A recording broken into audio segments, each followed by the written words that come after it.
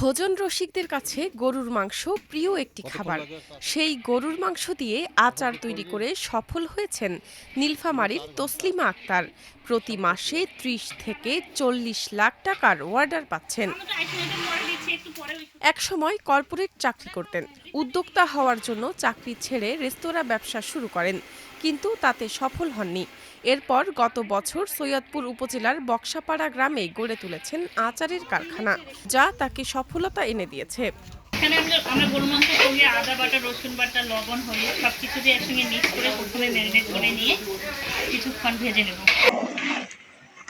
স্বামীর কাছ থেকে ২ লাখ টাকা পুঁজি নিয়ে ব্যবসা শুরু করেন তসলিমা।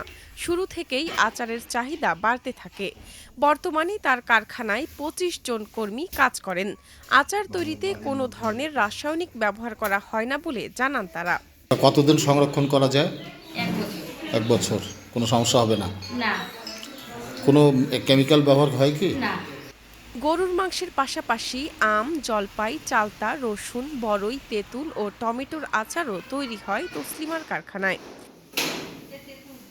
আচ্ছা। তসলিমা জানান, তার কারখানায় সনাতন পদ্ধতিতে আচার তৈরি করা হয়।